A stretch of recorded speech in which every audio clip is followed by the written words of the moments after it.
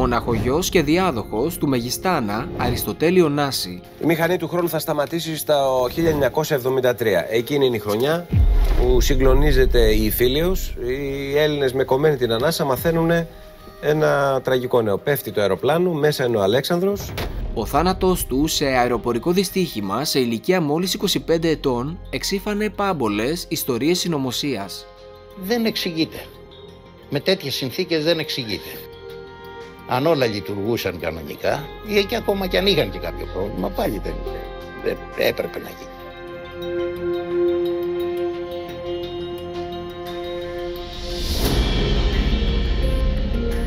Σε αυτό το βίντεο θα μιλήσουμε για το τραγικό τέλος του Αλέξανδρου Ωνάση.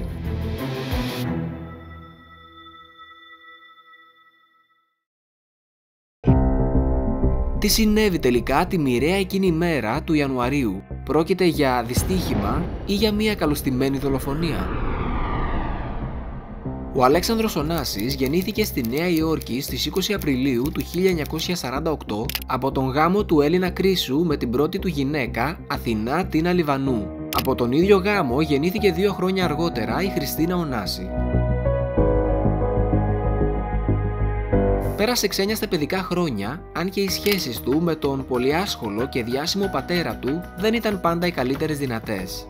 Αγαπούσε πολύ τη μητέρα του και δεν είδε με καλό μάτι το χωρισμό των γονιών του και το γάμο του πατέρα του με την Ζακλίν Μπουβιέ Κέννεντι, γνωστή σε όλους Τζάκι Κέννεντι. Δεν υπήρχε καμία σχέση. Δεν ήθελαν ούτε τα παιδιά και τα δύο δεν ήθελαν να ακούσουν ούτε το όνομά της. Έκρυβα πάνω από το γραφείο ότι είχε σχέση με το όνομα Τζάκι.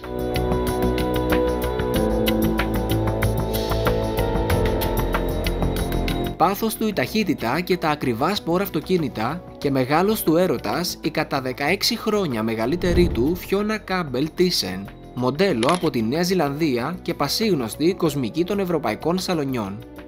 Ο πατέρας του ποτέ δεν ενέκρινε αυτή τη σχέση και προσπάθησε με κάθε μέσο να τη διαλύσει.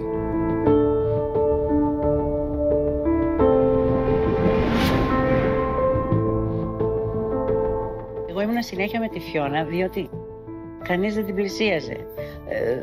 Δεν την ήθελε η οικογένεια.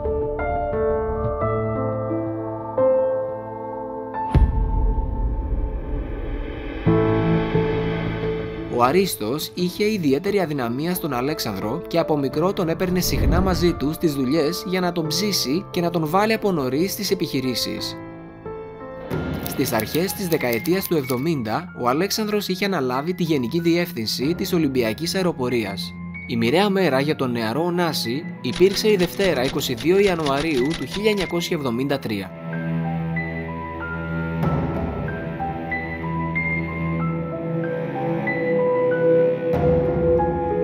Μπαίνει μέσα και περνάει από το γραφείο μου και μπαίνει στο δικό του και αρχίζει τα κλάματα. Ήταν μια τραγική στιγμή, ειδοποιήθηκαν όλοι. Εκείνο το πρωί του Ιανουαρίου το κρύο ήταν αρκετά τσουχτερό όταν ο Αλέξανδρος Ωνάσης έφτασε στο αεροδρόμιο του Ελληνικού για μια πτήση ρουτίνας με το αγαπημένο του Piaggio 136 προκειμένου να τεστάρει ένα νέο Αμερικανό πιλότο. Του λέω ρε Αλέξανδρε, είναι η παιδική σου, εσύ γιος τον Άση, θα πάει Αλέξη και έναν άλλο πιλότο. Όχι λέει γιατί θέλω να πάω για να αποδείξω στον πατέρα μου ότι ενδιαφέρομαι εγώ για εκείνον και να μην λέει ότι δεν ενδιαφέρομαι. Το αεροπλάνο που πιλοτάριζε κατέπεσε στο αεροδρόμιο του Ελληνικού δευτερόλεπτα μετά την απογείωσή του. Ο Αλέξανδρος τραυματίστηκε βαριά και οι 2 συνεπιβάτες του ελαφρότερα. Διακομίστηκε στο ΚΑΚ, όπου άφησε την τελευταία του πνοή στις 7 το απόγευμα της 23ης Ιανουαρίου λόγω βαριών κρανιοεγκεφαλικών κακώσεων. Ήταν μόλις 25 ετών. Ο πατέρας του, ο Αριστοτέλης Ωνάσης, μόλις έμαθε το θλιβερό μαντάτο στη Νέα Υόρκη, κατέρευσε και δεν μπορούσε να πιστέψει ότι ο αγαπημένος του γιος και διάδοχός του ήταν πλέον νεκρός. Από την πρώτη στιγμή υποστήριξε ότι το δυστύχημα δεν ήταν τυχαίο και ότι ο γιος του ήταν θύμα εγκληματικής ενέργειας, θύμα εκδίκησης κάποιων εχθρών του.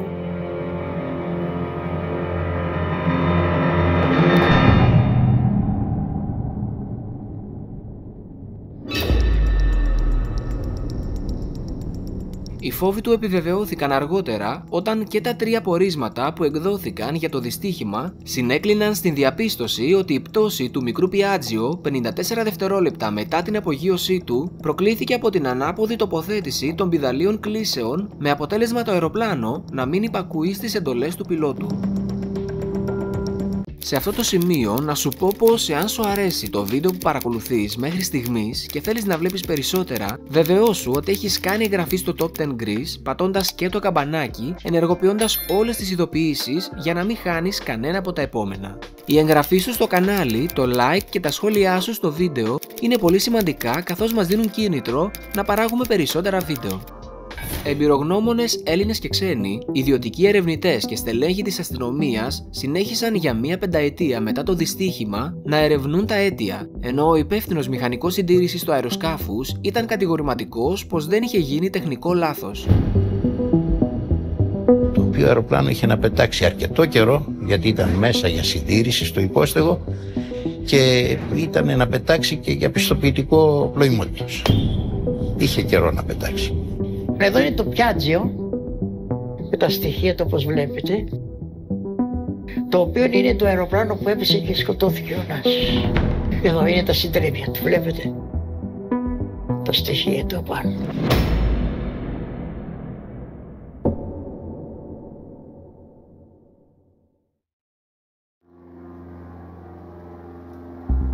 Οι υποψίες αναζωπυρώθηκαν όταν ήρθε στην επιφάνεια και η υπόθεση της πτώσης ενός ιδιωτικού Learjet της οικογένειας 2 χρόνια πριν. Επιβάτης θα ήταν ο Αλέξανδρος, ο οποίος ακύρωσε τελευταία στιγμή το ταξίδι του με αυτό. Η δίκη αθώωσε τους μηχανικούς της Ολυμπιακής, αλλά ο Γρίφος παρέμεινε άλυτος. Ακόμη και οι Αμερικανοί συγκυβερνήτες, τους οποίους εκπαίδευσε ο Ωνάσης εκείνη την ημέρα, δεν μπορούσαν να εξηγήσουν την ξαφνική πτώση. Εκείνη την ημέρα, ο μόνος διαθέσιμος εκπαιδευτής για να τον πετάξει στο Πιάτζιο ήταν ο Αλέξανδρος. Κάθισε ως χειριστής ο Αλέξανδρος ο Νάσης. Αυτός πήρε άδεια να μπει στο διάδρομο και να απογευθεί. Σε κάποια στιγμή ακούω μια φωνή, το αεροπλάνο.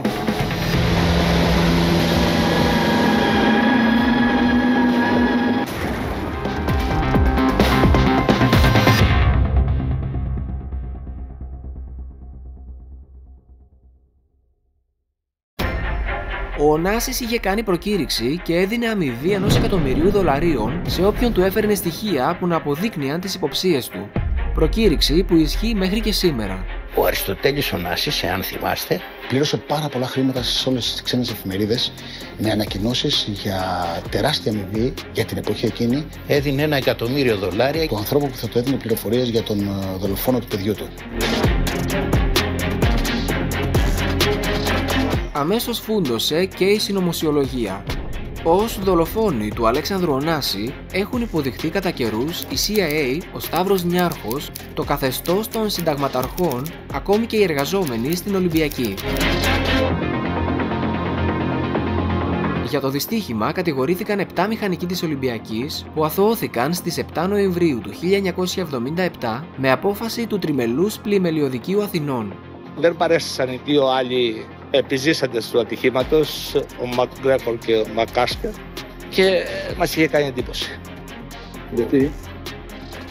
Γιατί ήταν οι αυτόπτες μάρτυρες που θα μπορούσαν να πούν περισσότερα.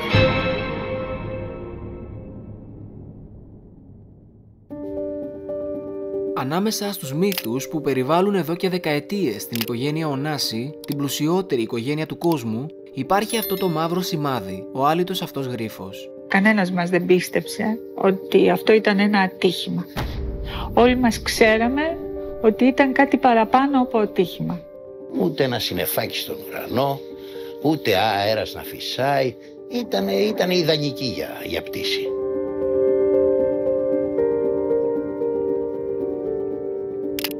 Σχεδόν 5 δεκαετίες μετά, η απώλειά του συνεχίζει να απασχολεί τα μίντια σε όλο τον πλανήτη.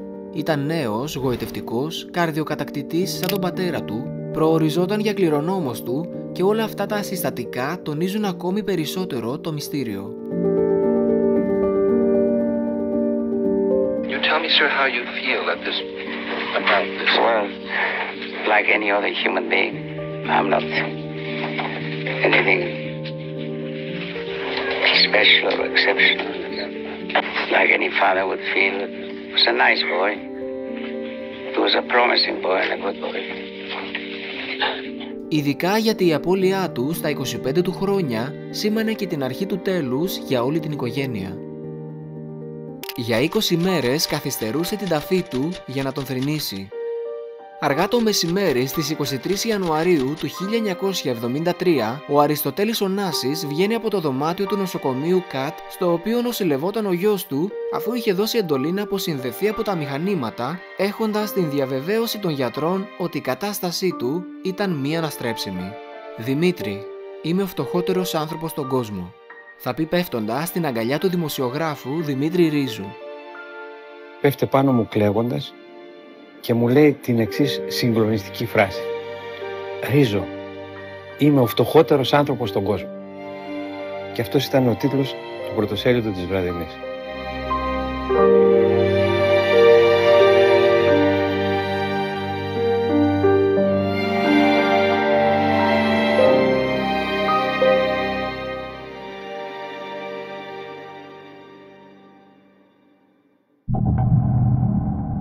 Ο γόης του διεθνούς jet set, ο κληρονόμος του, έχει φύγει από τη ζωή και καταλαβαίνει ότι η ζωή δεν έχει πια κανένα νόημα για εκείνον. Και αυτό δεν ήταν μόνο η απόγνωση της στιγμής, αλλά μια πλήρη συνειδητοποίηση της κατάστασης.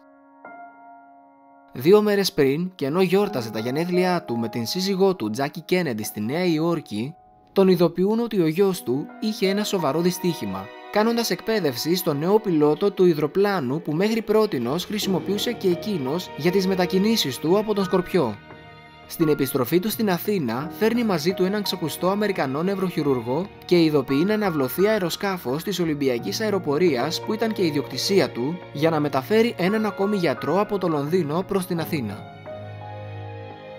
Η Γεωργία Βέτα, που υπήρξε οικονόμος στο σπίτι του Αριστοτέλη Ωνάση, μεταφέρει σε συνέντευξή της το κλίμα εκείνων των ημερών. Όταν ήρθε ο Αρίστος στο ΚΑΤ για να δει τον Αλέξανδρο, άρχισε να κλαίει. Βγαίνοντας από το δωμάτιο, είπε στους γιατρούς: «Βγάλτε τα σωληνάκια. Το παιδί μου είναι πεθαμένο». Είχε θολώσει το μυαλό του. Η αλήθεια είναι ότι δεν πίστευε ότι είχε πεθάνει. Για εκείνον στο μυαλό του ζούσε. Για 20 μέρες βρισκόμασταν στον Σκορπιό. Εκείνος κάθε βράδυ κατηφόριζε στο εκκλησάκι που τον είχε μέσα στο φέρετρο και του μίλαγε σαν να ζούσε. 20 μέρες στο Σκορπιό, αυτό το παιδί δεν το έκανε. Αγρίεψε ο Αρχιεπίσκοπος της Λευκάδος και είπε: ειδοποιείτε τον κύριο Νάση να θάψει το παιδί, να το πάρει να φύγει ολονυχτής για Παρίσι. Εδώ δεν έχουμε μαντσολία. Με τις πιέσεις του τότε Μητροπολίτη Λευκάδας γίνεται η νεκρόσιμος ακολουθία, χωρίς ωστόσο εκείνος να είναι παρόν. Τραγικές φυσιογνωμίες εκείνη την ημέρα, η μητέρα του Τίνα Λιβανού, Νιάρχου, η αδερφή του Χριστίνα, και οι λέξεις της που άκουγα και βγαίναν από τα χείλια της ήταν «Αδελφέ μου, γιατί με άφησες μόνη». Και η σύντροφός του, Φιώνα Φοντίσεν. Και οι τρεις έμοιαζαν σαν χαμένες.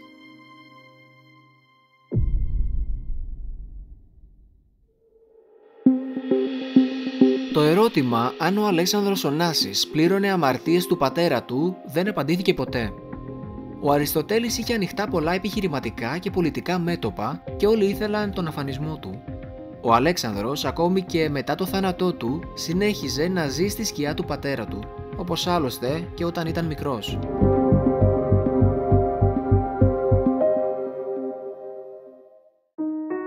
Πες μου σε παρακαλώ, γιατρέ, εάν δώσω ό,τι έχω και δεν έχω, και ακόμη περισσότερα, υπάρχει καμία ελπίδα να σώσω το παιδί μου? Κατάλαβα την απάντηση που είχε πάρει, γιατί του λέει τότε τράβα τα καλώδια και άστο να κοιμηθεί και να ηρεμήσει ήσυχο.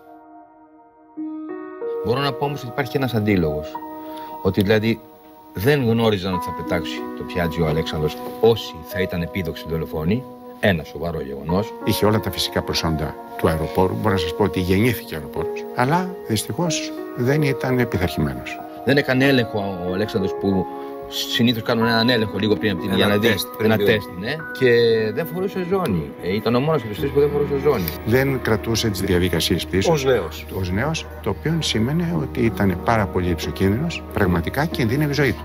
Εσύ τι πιστεύεις ότι συνέβη τελικά εκείνη τη μοιραία μέρα του Ιανουαρίου? Πιστεύεις ότι πρόκειται για καθαρό δυστύχημα, ή μήπως οι ισχυρισμοί του Αριστοτέλη Ωνάση, ότι δηλαδή ο μονάκριβος γιος του δολοφονήθηκε από τους αντιπάλους του, είναι η τελική απάντηση? Γράψε την άποψή σου, αλλά και ό,τι άλλο σου έκανε εντύπωση από όλα όσα άκουσες παρακάτω στα σχόλια. Εάν σου άρεσε το βίντεο που μόλις είδες και θέλεις να δείξεις την υποστήριξή σου προς το κανάλι μας, πάτησε το κουμπί μου αρέσει και κοινοποίησέ το στους φίλους σου. Και φυσικά αν θέλεις να ειδοποιείσαι για όλα τα νέα βίντεο, κάνε εγγραφή στο κανάλι. Μέχρι το επόμενο νέο βίντεο, δείτε εδώ μερικά από τα προηγούμενα.